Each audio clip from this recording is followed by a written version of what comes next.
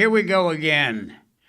However, this time we're smarter and we will not comply. Gonna do all about that coming up. Mengele Fauci is all but hurt. Oh, because Americans rejected the COVID jab. Oh, sorry, Fauci. Idiot. And the purported Epstein suicide note. What?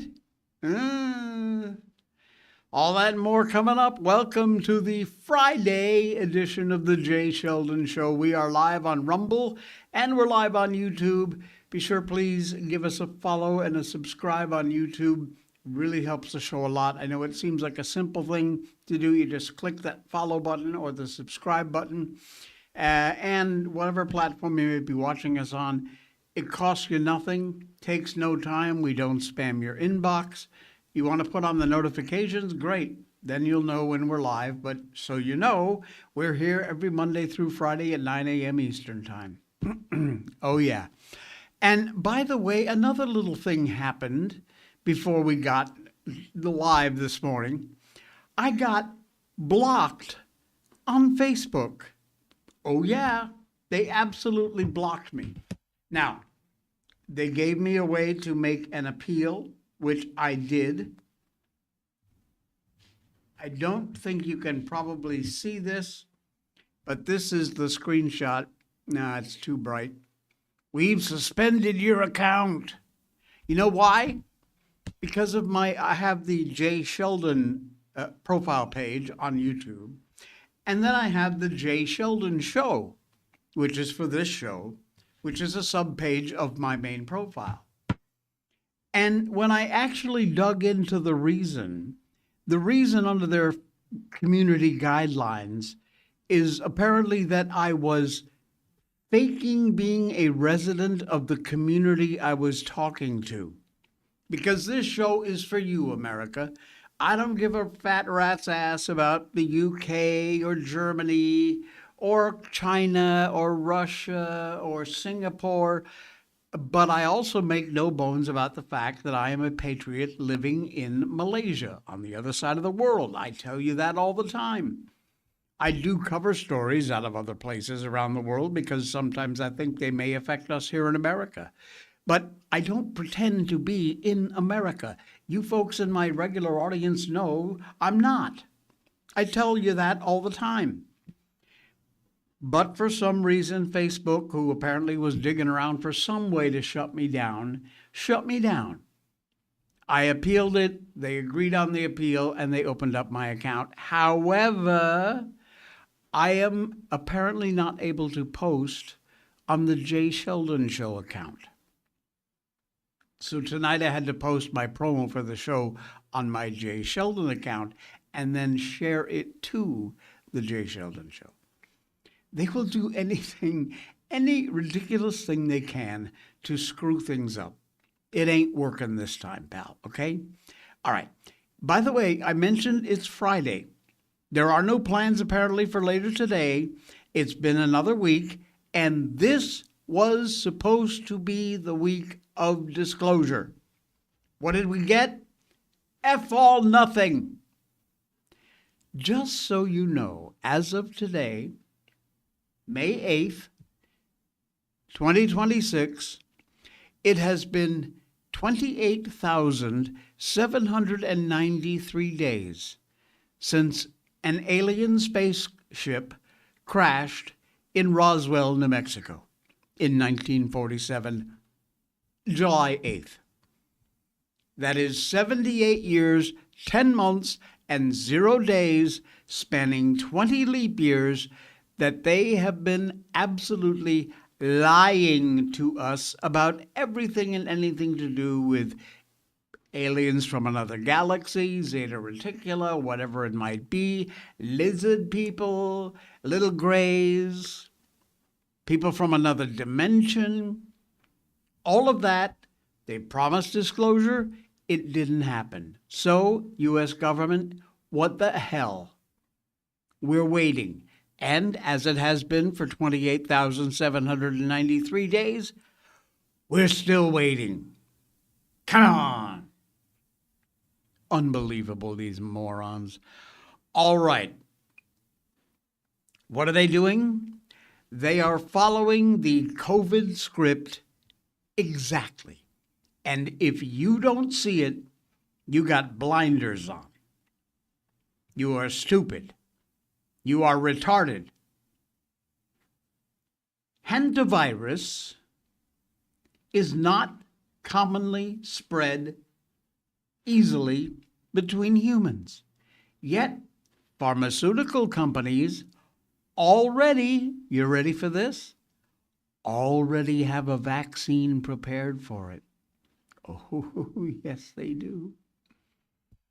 The chances of the average person contracting hantavirus remains extremely low, and I mean extremely. But a new wave of COVID-style fear-mongering, media hysteria, because they love this shit. Apparently, they're already rolling it out, building around it. They couldn't wait to get their fake-ass media-mongering, gaslighting claws into another one. And they're doing it. Pierre Carey is questioning why the proposed cure once again focuses on rapidly rolling out new vaccines rather than openly discussing things like ivermectin, other alternative treatments. I love these guys. If you don't know the show Redacted, check it out. They're brilliant. But take a look at what this guy had to say. It's a long cut, so we're going to cut it short, but I just wanted you to get a feel for what's going on. I see all the memes about ratatouille because you're supposed to really only get it from rodents. It is not commonly known to be transmissible between humans. What do you think of the idea that it could be transmitting to a flight attendant, possibly to someone who's been, exposed to someone on the cruise ship? That should not happen from what we currently know, right? Yeah, I'm gonna have to give two answers to that. I'll give you the textbook answer and then this brave new world we're in. The textbook answer is that it's really poorly transmissible human to human. In fact, there's really only one strain that you even concern yourself with, and unfortunately, that's the strain that was apparently on that ship. It's called the Andes virus. It's from South America. The American strains and European strains, really rare to have human-to-human transmission. The other aspect, though, even with the Andes virus, it's not considered a common transmission route. And really, in order to have it transmitted, you have to have really close contact, like almost like intimate, respiratory secretions, kissing, maybe like close physical caregiving. But it's not something you're going to walk down the street and get from somebody. So I don't think we should go there. But, in your intro, I listened to tell you, there's... what you learn as a doctor is you learn to be expert at seeing patterns, and the patterns of anomalies make me uneasy here. Like particularly, and I don't know that you mentioned this, but like, why would a pharmaceutical company come up with a vaccine for a virus that's not transmissible between humans to humans? Exactly, Dr. Pierre Corey. Why? Well, you know the answer to that. Listen to me, folks. We are not complying. Bottom line, we're not complying. And what a quarantine might really mean in context of the long incubation period. And we have a question from one of our viewers. They ask, it's said that it can take 8 weeks to become symptomatic. The passengers shouldn't be allowed into the public until they're completely cleared. What do you, is that a fair way to look at this? I mean, how long do you think people should be quarantined who are either on that ship or in contact with someone who was there? Yeah, I mean, this is the big challenge with this virus, the long incubation period. And now we have people scattered really around the globe that are being properly tracked, isolated, quarantined, and get it under control. But what they did was they quarantined and isolated people for 40 days because of the long incubation period. So unfortunately, this is a key factor in us trying to figure out how do we keep people safe? How do we prevent further spread? I mean, what we're all tracking right now is that potential secondary spread. And then how do we minimize those who are infected from infecting others? And so there you go. CNN, like I said, can't wait to get its ridiculous claws stuck into this thing. Dr. Drew, by the way, absolutely loses it over this hantavirus type hype. It's not a respiratory virus. Stop it. It's been around a very long time. I'm really worried. You know, we have a hantavirus outbreak in a cruise ship, and everybody's wanting to do it all over again. Are you freaking? It's not a respiratory virus. Stop it. Stop it now. Stop the news agencies need to stop. Everybody needs to stop. Hantavirus has been around a long time. It's nasty. Yeah. So is TB. So is a lot of other things. So is rickettsia. Let's deal with the rats problem downtown in Los Angeles. We have murine typhus and pneumonic plague breaking out. Deal with that. But I digress. The fact is that there are structural and philosophical excesses in public health that need to be kind of addressed. And is anyone in public health thinking about this? I don't think they are. I mean, I think one of the most healthy, useful outcomes of the COVID era was the absolute loss of credibility of the public health religious cult. And, you know, also, I think we all go into public health, just like when people go into medicine. Yeah. So that's that. We're not complying. We're not putting up with your bullshit. It ain't gonna happen. So back off, Jack. Leave us alone. We don't care. I'm late. What did I miss? You missed the fact that this was supposed to be a disclosure week, and it ain't happened yet. I know it's Friday, but I doubt it's going to happen today. And you missed the fact that once again, they're trying to screw with us as usual. And yes, happy Friday. When the world learns the truths to be known, there's going to be shock, no question, tears, anger, regret, disbelief, finger pointing, blame placing, screaming, wailing, probably some violence. No doubt there'll be medical emergencies, psychologically traumatic event, which is why the alliance has tried so softly and moved so slowly. I used to be a big QAnon follower. I know that gives me a gold-plated tinfoil hat. But a lot of things Q said came true and have since come true. Q told us the choice will be yours. For now. But the time will come when the snoozers have to be informed of the very basics. Truth going to be available to everybody who wants to know more. Hopefully the era of suppressing information, manipulating people, protecting the criminals going to be over once and for all. We can only pray. Permanently done.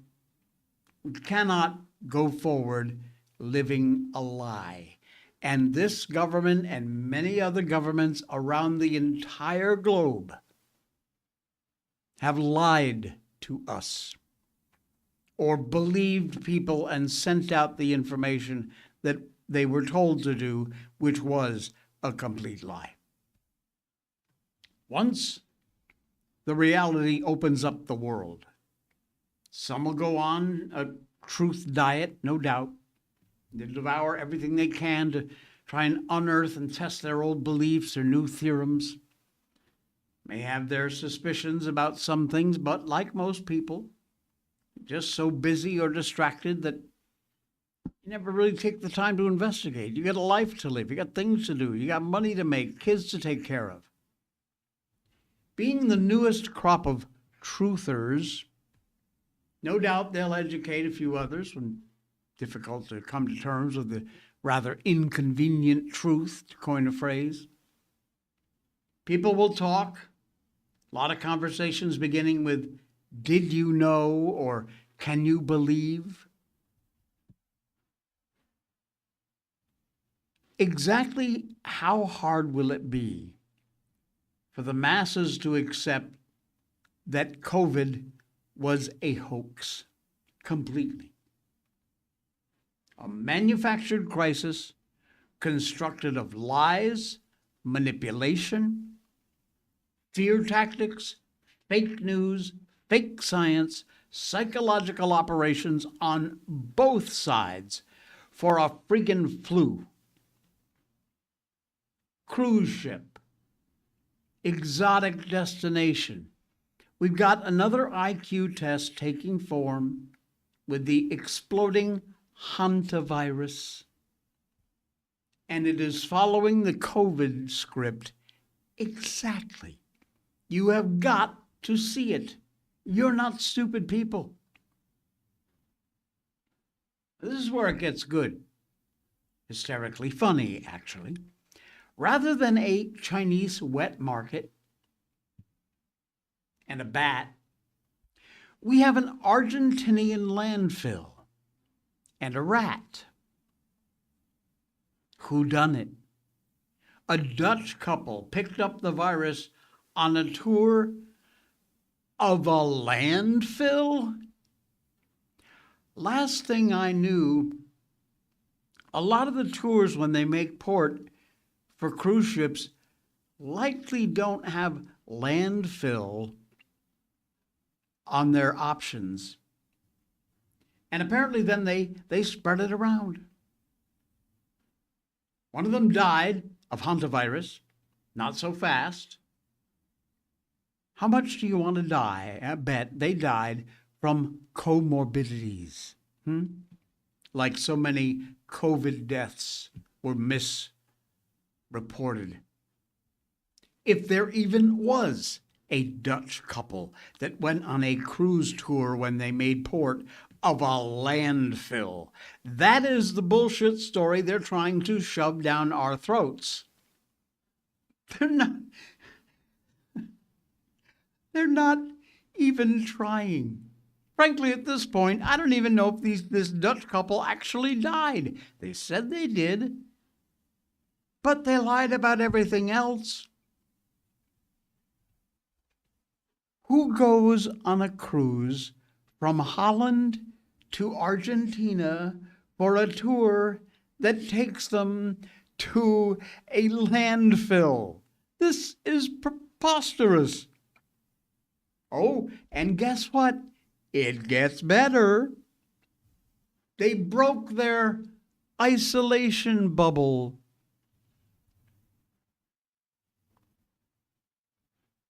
A plane carrying evacuees from a ship struck by a deadly hantavirus outbreak arrived in Spain's Canary Islands Wednesday to fix a patient's broken isolation bubble after Morocco refused a landing request.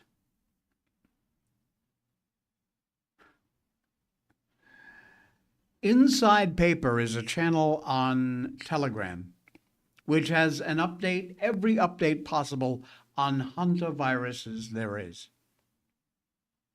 All hanta, all the time. And here is the skinny on the actual threat of a hantavirus, if you missed the videos in the beginning of this piece.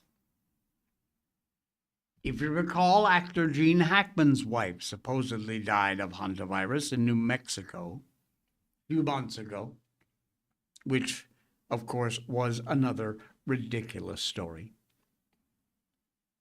So what are the chances of needing to worry about hantavirus?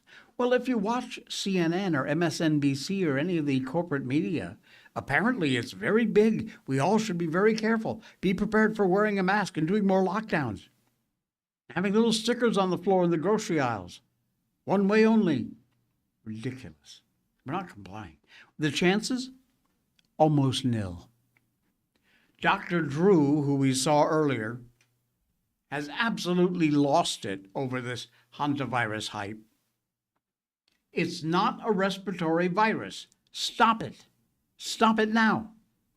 And of course, the usual suspects can bring some relief, according to Dr. Vladimir Zelensko, RIP. There's a category of viruses called ssRNA. It includes the COVID strains, all the flus, RSV, Ebola, Marburg, Hanta, and a whole lot more. They can all be treated with the same protocol using zinc ionophores, HCQ, ivermectin, quercetin, EGCG, taken together with supplemental zinc. I am not a doctor, I'm not recommending, and I am highly recommending you check with your doctor. And hopefully that is a doctor that you trust. So, no biggie. Yet, here we have Tedros Ghebreyesus of the World Health Organization linking Argentina and the U.S., who left the WHO, ironically, in the press conference, where he mentioned Ascension Island. Reverend R.L. Brandner, something I hadn't noticed before. But thank you, Dr. Tedros. So the two countries making the headlines big on Hanta are the two countries who left the WHO. Who'd have thought?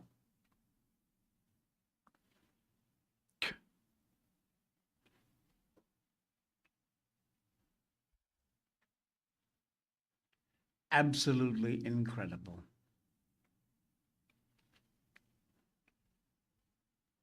Don't buy it.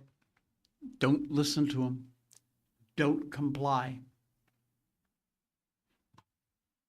They're going to get people hurt, just like they did the last time.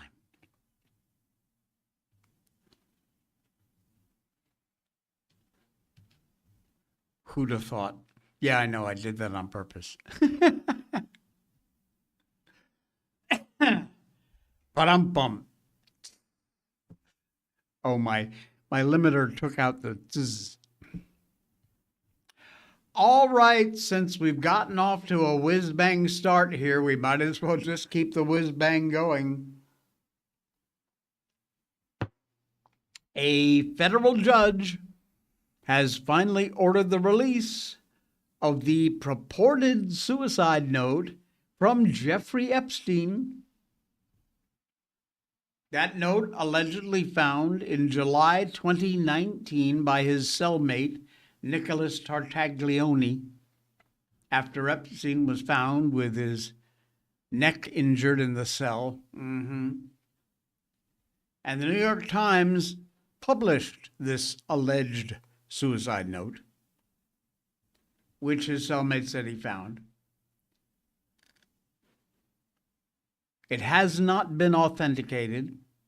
They investigated me for a month, found nothing, and then it references 15-year-old charges. Okay.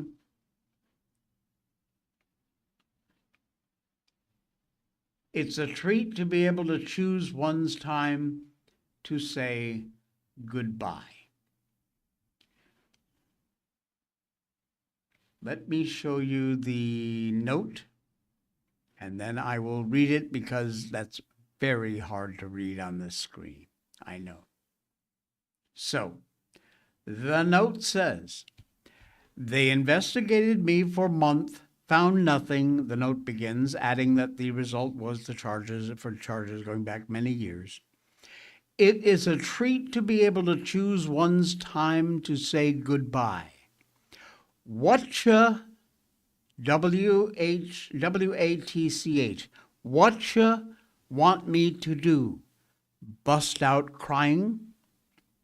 With no G. No fun, it concludes with that word underlined, and then also underlined, not worth it.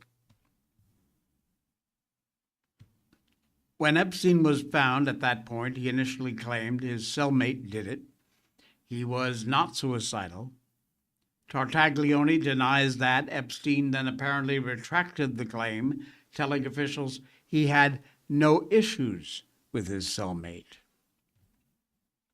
Mr. Tartaglione said he gave the note to his lawyer because he believed it could have been helpful if Mr. Epstein claimed that he tried to hurt him. He was a former police officer who'd at that point been charged with a quadruple murder. And this was an enormous guy, like 6-something, 200-some pounds, way over that. Epstein, of course, later found dead in August 2019, and the official ruling was that it was a suicide. This note has now been released by a federal judge pursuant to a petition by the New York Times. So why exactly did it take all this time for the note to come out? They have not authenticated it, which was placed at the court docket Wednesday evening. The note repeats a saying, "bust out crying," that Mr. Epstein also wrote in emails that have been released.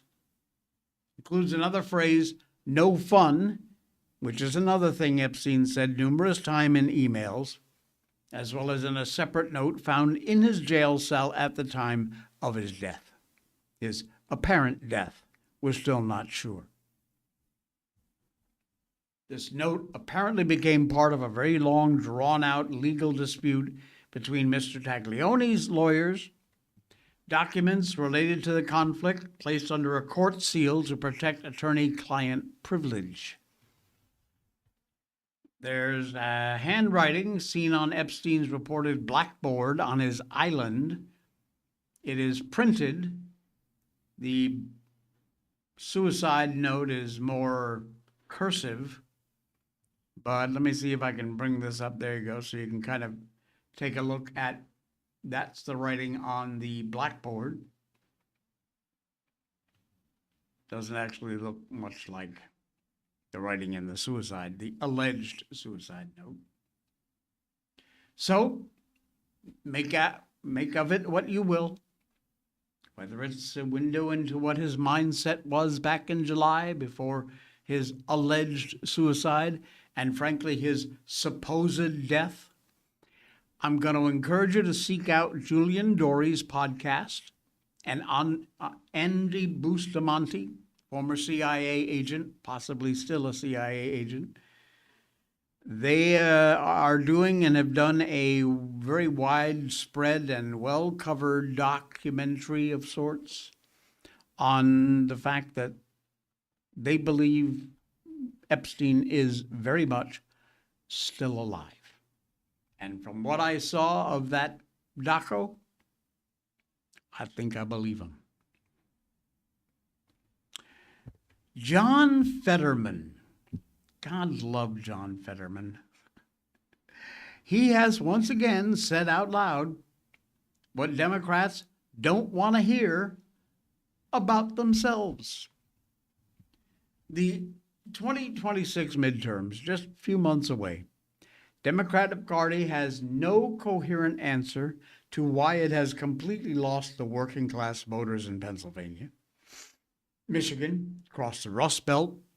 Donald Trump has won twice. And rather than reckon with that, the activist base has doubled down. More ideological purity tests, more litmus questions, more performance oppositions to anything bearing the Trump name. Anything. The loudest voices, all busy policing their own members.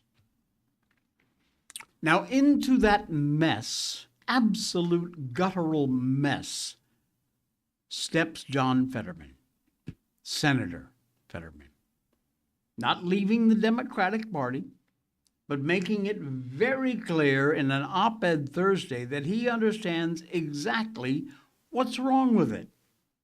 And in doing so, he might very well have just delivered the clearest public indictment yet of where the Democratic Party has moved politically. This piece called "I Haven't Changed, Here's What Has." It reads less like a party unity message than a eulogy for the Democrats that no longer exist. That party pretty much is done.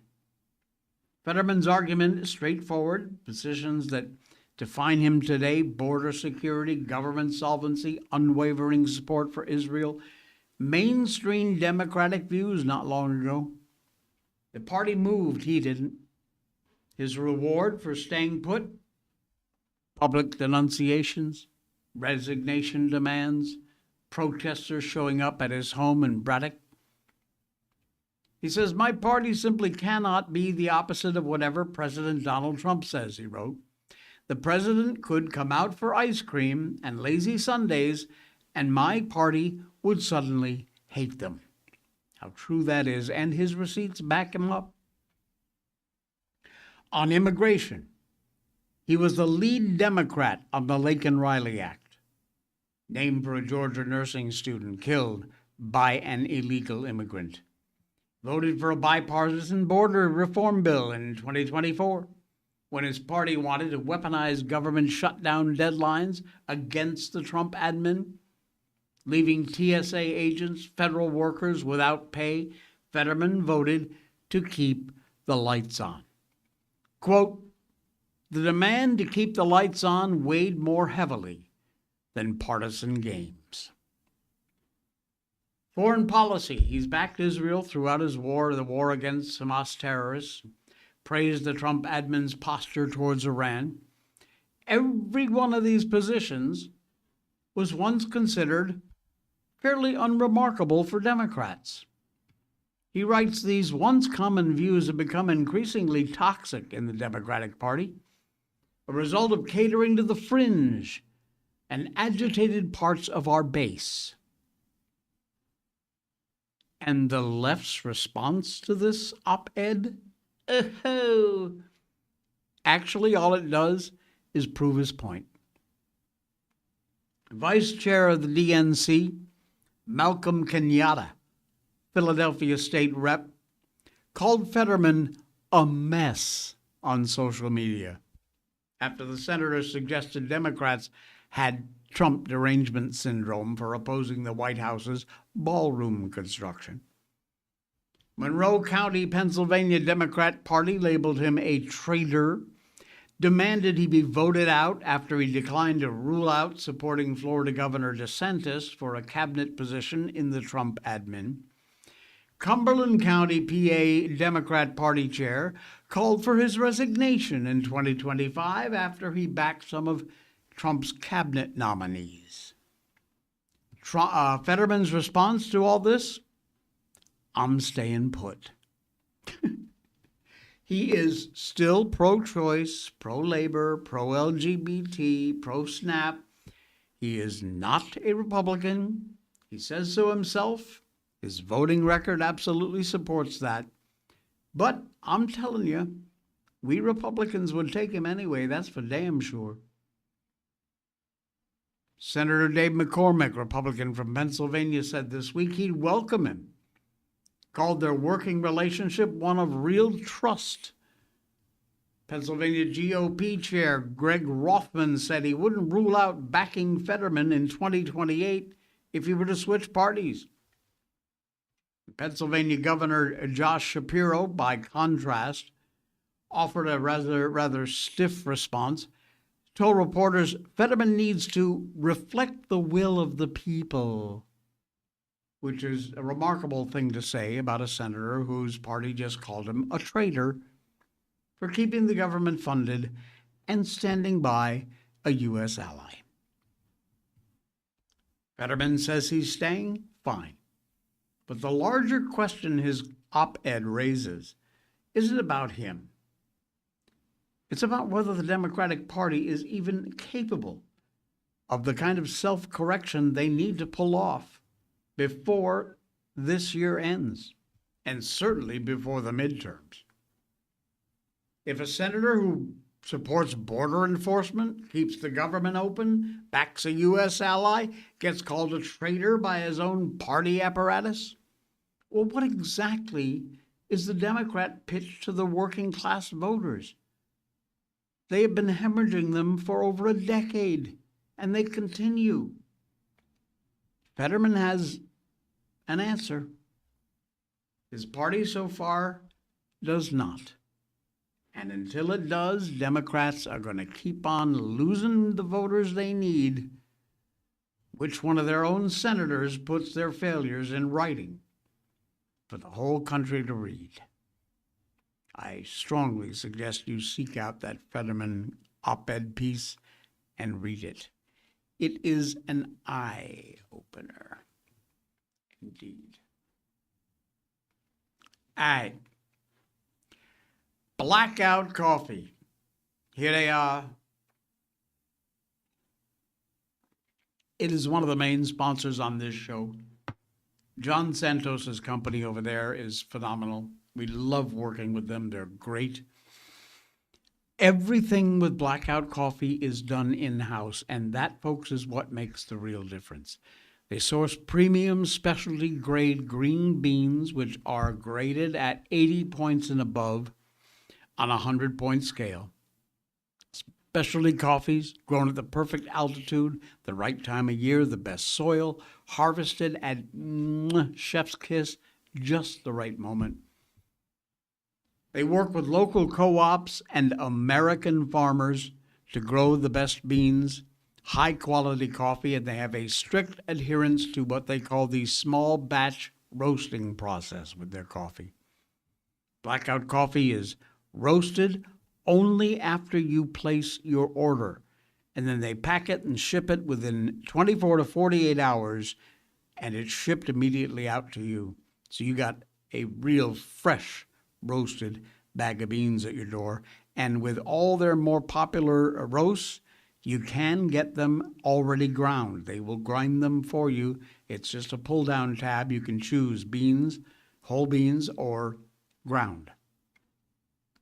Blackout Coffee. Use the link down in our description and check them out. You will get some great deals over there. They've always got specials going on. And if you're a first-time customer, you want to take the J challenge of trying just a single bag, because I know you'll be back. It's just that good. And if you're a first-time customer, use the code J20, JAY20, and that will get you 20% off your first order. They also have something over there, by the way, called coffee subscriptions. Gets you discount, free shipping. You can switch flavors whenever you want, switch roasts. It's all great. Cancel anytime. Check out their subscription base, because that is a brilliant idea to keep you stocked up on coffee. Fuel for the fearless. Strolled, bold, American coffee. It's what's in this cup. And always will be. Blackout Coffee. Please use the link down in our description and check them out. Fantastic. All right, the art of rejecting the deal. I know, right? President Donald Trump reveals what he called the Trump cards that enabled him, with the large majority of his contractual ventures, to win. Trump's been mocked by the liberal press for not understanding the game of Uno behind the AI image of him holding all the cards. Have you seen that? Let me just briefly show it to you. There you go. This is just an AI fake image of Trump holding all the wild Uno cards. Well, even if Uno is won by the player who gets rid of their cards first, the image works very vividly on its own. Pure Trump. The rules of the game that Trump is playing are, in his words from his own book, reasonably simple. Here they are. Think big, maximize your options, protect the downside, know your market, use your leverage, having something the other guy wants, enhance your creation, get the word out, truthful hyperbole, fight back, contain the cost, and finally, deliver the goods. Those are the simple rules in his book, The Art of the Deal. And naturally, it goes without saying that the character of the dealer has got to be strong, confident, enormously skillful, determined, playful a bit. He's got to truly enjoy the game, the elements of theater involved in all the transactions. He's got to have fun, regardless of the stakes. In other words, somebody like Trump, this standoff with the Islamic Republic of Iran, you detect the range of Trump's winning paradigms in action. In particular, the president obviously thinks big, maximizes his options at will, delivers the goods in spades, and enjoys the performance in a way a true warrior enjoys battle. His use of truthful hyperbole, an innocent form of his exaggeration, very effective form of promotion. Quite evident. The one card that's missing from the list is plain. How to make a deal by not making a deal. Listen, the age of rejecting the deal is comparatively easy for someone who knows his own mind, has the cards he needs, understands how to back up his opponents into a corner. And for that kind of person, the bottom line is actually the top line, with nothing in between. In the Iran case, Trump's rejected 4 IRGC proposals since the nuclear demand, on which Trump adamantly insists, is either not mentioned or deferred in the enemy's proposals. Compromise is possible, agreement can be worked out where not. The art of rejecting an arrangement depends on clarity, subliminal calculations, a little fortitude. But interestingly, it's been pointed out that even if the Iranian rogue representatives were to surrender their load of enriched uranium, they would still possess the requisite knowledge to begin assembling a nuclear option. Over time, it would happen. The uranium dust, as they say, is in their heads. And short of an enforced multiple lobotomy, they're not going to surrender that. They can't. So be prepared to get some materials from allies like Russia, China, which is why a negotiated solution like surrendering its nuclear stock really is a non-starter. Doesn't prevent much, if anything. It wouldn't resolve the dilemma, it would just prolong it. The only way to prevent the Islamic Republic of Iran from achieving nuclear capability is the elimination of the IRGC and installing precisely what's been waved aside, namely regime change, to a democratic, peaceful admin, likely under the leadership of the Crown Prince, Reza Pahlavi. The new nation would be closely tied to its benefactor, the U.S. They would agree to very strict atomic institutional supervision. This is, or this should be, the end game. The fundamental reason for rejecting the deal, denying a radical terrorist country the means to a nuclear strategy, creating a staunch geopolitical partner, and thus bringing the art of the deal to a very successful conclusion. There is no logical alternative. If you know of one, feel free to share, because I don't. Megyn Kelly. She has finally figured out where all this anti-Muslim rhetoric is coming from. A pair of videos that started circulating Tuesday of this week very quickly racked up over 2 million views. They showed that Megyn Kelly has come a long, long way from her days of her callow youth. She was very naive, trusting, actually believed that jihad violence and Sharia opposition of women were not good things. Well, now, Ms. Kelly, Megyn, is mature and apparently very clear-sighted. She realized the belief that she espoused in the long-ago days of her naive girlhood were false, unenlightened. In the eons that have passed since then, she's come into the new realization on a hard-won wisdom, apparently. But this is the age of the interwebs, and so leave it to some gruesome troll to slap together a video containing her long-forgotten remarks from a very dead age, January 2026, putting them up against what she said this month, which is only 4 or 5 months later. Way back in January, when, dinosaurs walked the earth, Megyn Kelly thought there was a threat from jihad and Sharia. She said, Islam is not consistent with the values of America, of the West. They should stay in countries that don't care about keeping church and state separated. They should stay in countries that don't care about protecting free speech and who don't care about women's rights. That's where Islam can fester and grow. It's great. I mean, I'm sure if that's like your thing and you don't care about the genital mutilation, you might really enjoy living in an Islamic country.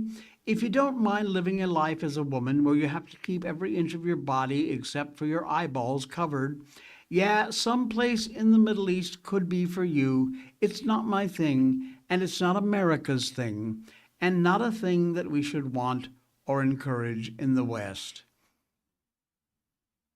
There's no such thing as Islamophobia.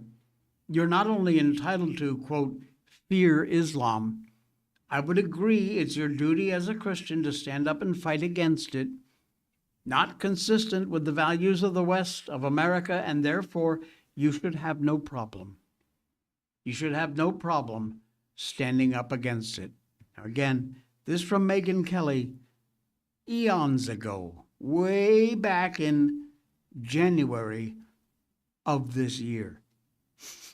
Smell that? That's sarcasm. Now, under the influence of another intellectual titan who has forsaken his earlier positions, Tucker Carlson, Kelly knows better. This month, she praised Carlson for defending Islam and revealed the culprit in all of this. Here's Megyn Kelly again. I think he understands there may be some new listeners over here.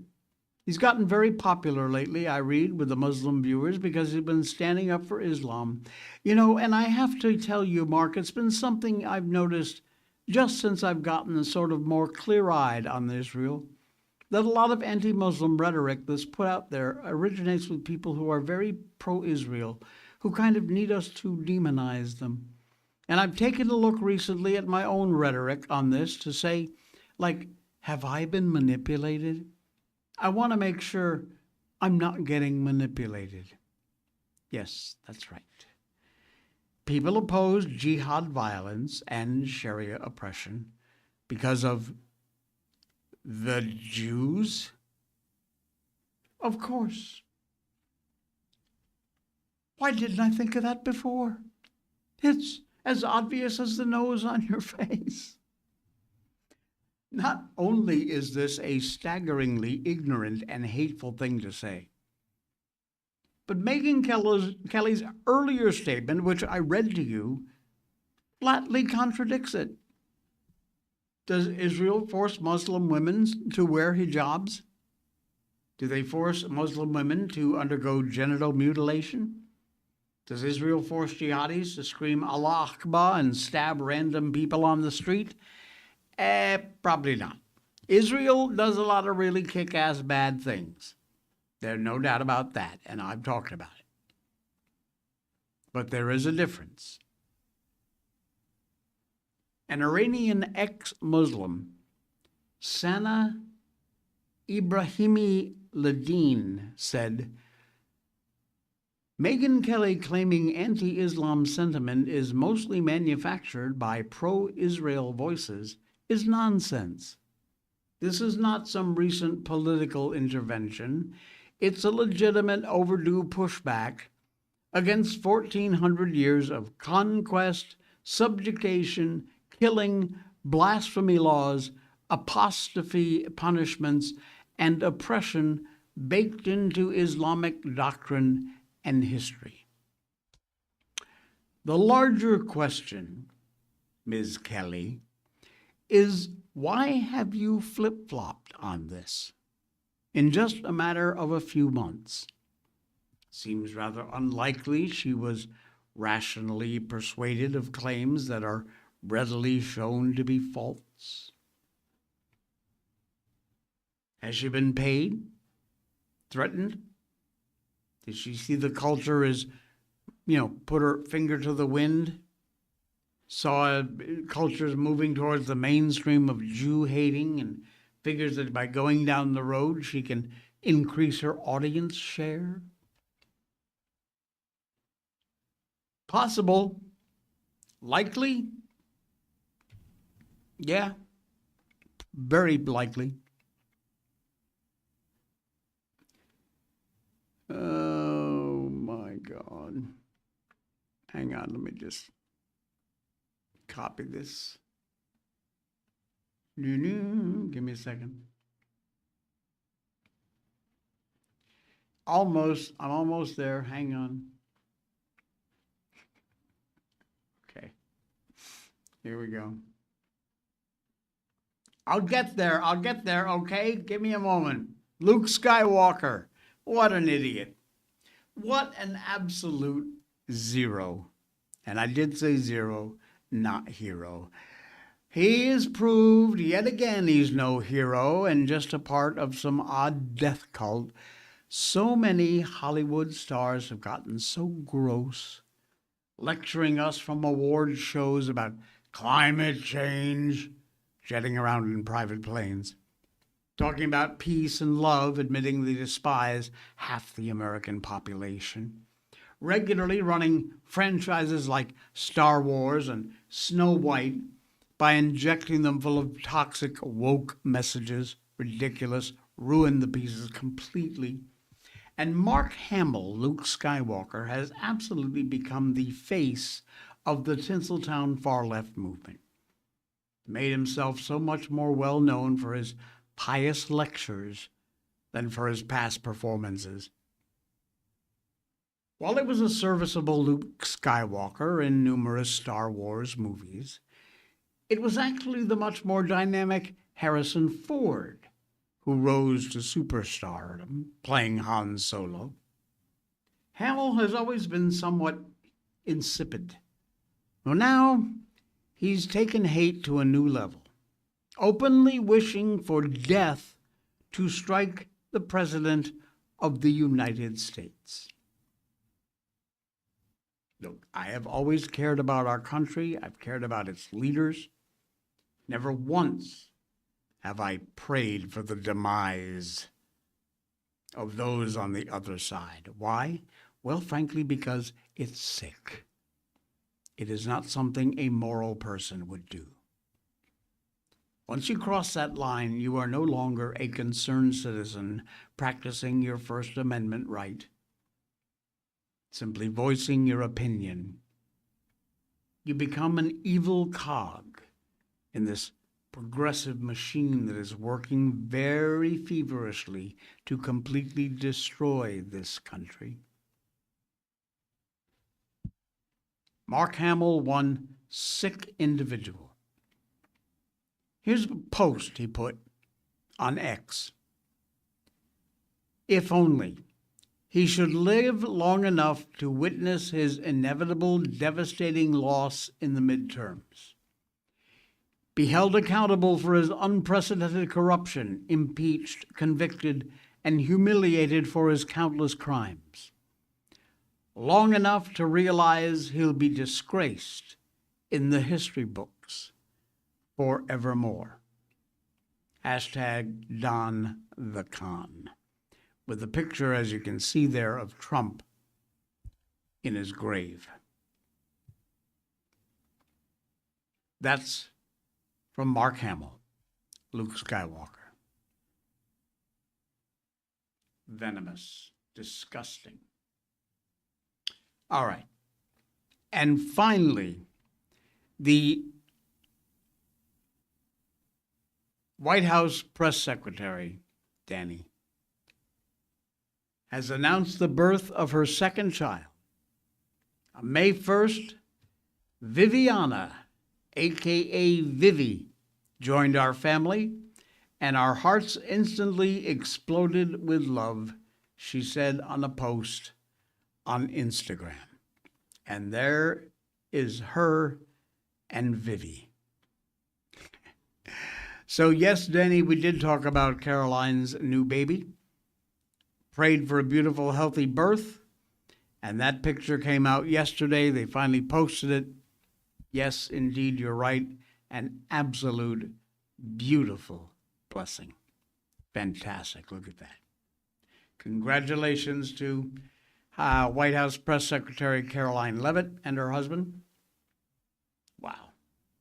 Beautiful. Absolutely beautiful. All right, folks.